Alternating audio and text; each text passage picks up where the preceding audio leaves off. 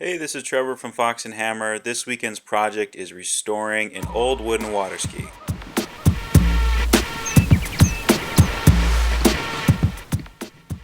The first step is to strip down the water ski, take off the bindings, fins. Really, it's just going to help us evaluate the ski and how much work we need to do, and also is going to make it a lot easier to sand and refinish when we're putting it back together.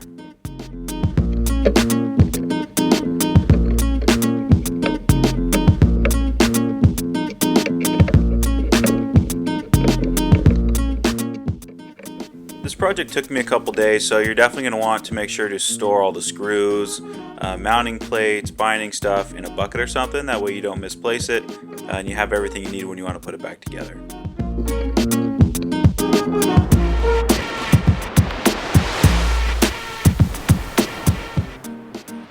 Make sure you take off all the stickers and mounting plates. It can be a pain in the butt. What I did on this one is actually use a heat gun, but you can very easily substitute a hair dryer. It basically does the same thing.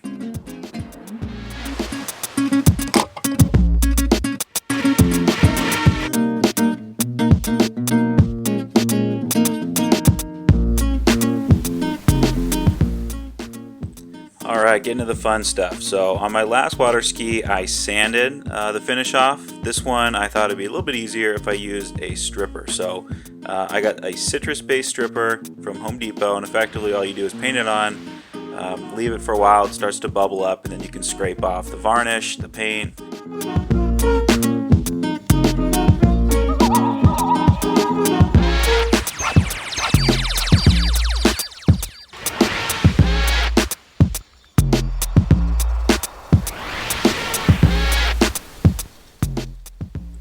This was a huge pain in the butt, but what it does is it lets you scrape off the finish without ruining the contours of the ski, whereas a sander might alter the grooves, the contours of it. This allows you to strip it off without ruining it.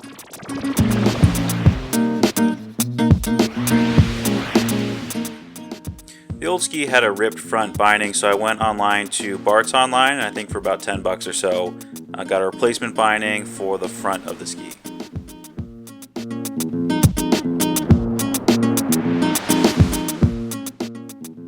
The new binding comes with a template, makes it pretty easy to align the new front binding piece. And after that, it's really a matter of filling the old holes, sanding it down, and then screwing the new holes for the front binding.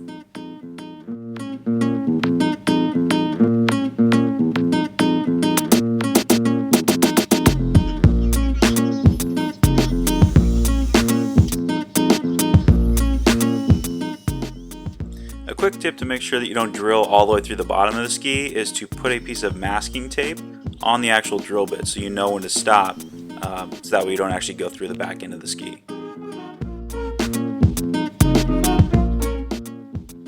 A quick test fit just to make sure everything works and it actually fits the binding, the existing binding, and then we're ready to start sanding. Sanding sucks, there's no two ways about it, but it also has the biggest impact on the final quality of the piece when you're done.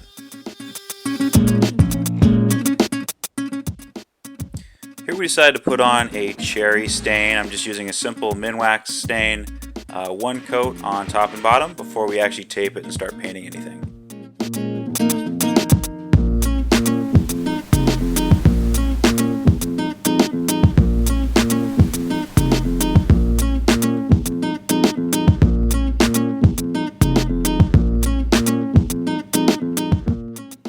Now we started actually taping the ski. We're going to go with a chevron pattern. We're having a little bit of trouble with the spacing, so we decided to tape the entire thing and then remove every other piece of tape to reveal the chevron pattern.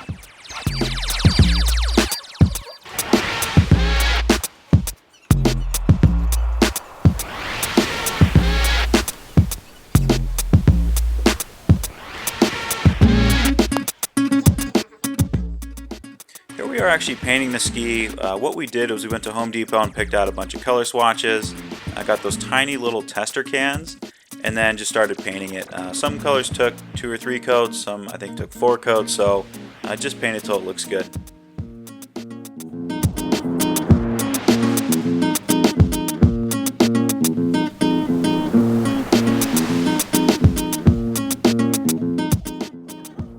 I recruited Annie and her friend Emily to help us out.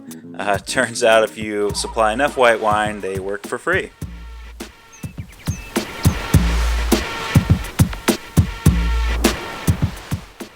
Alright, so the painting's done, and really all that's left to do is apply a finish. I use the Helmsman Spar varnish. Use about 2 or 3 coats. I used it on the last ski. It's held up just fine, so no worries with it getting waterlogged or not being able to protect. And it also is going to add a little bit of a yellow tint to it as it dries and sort of gets exposed to the sun. You can also hit it with some steel wool or sandpaper in between coats if you get like little nubs or drips or something.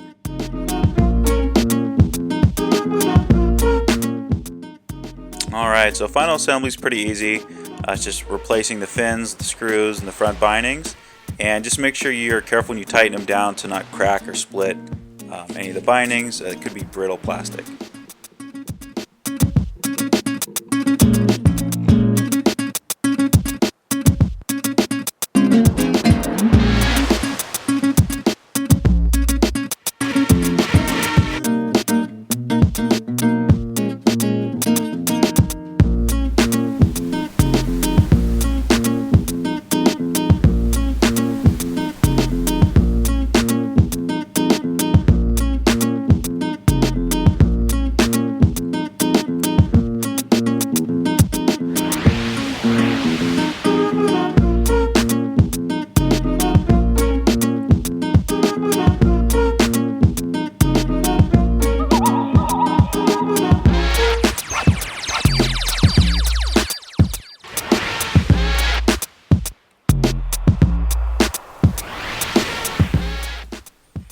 And there you have it, a fully restored wooden water ski. Check out other projects on fox.and.hammer.com. Thanks a lot.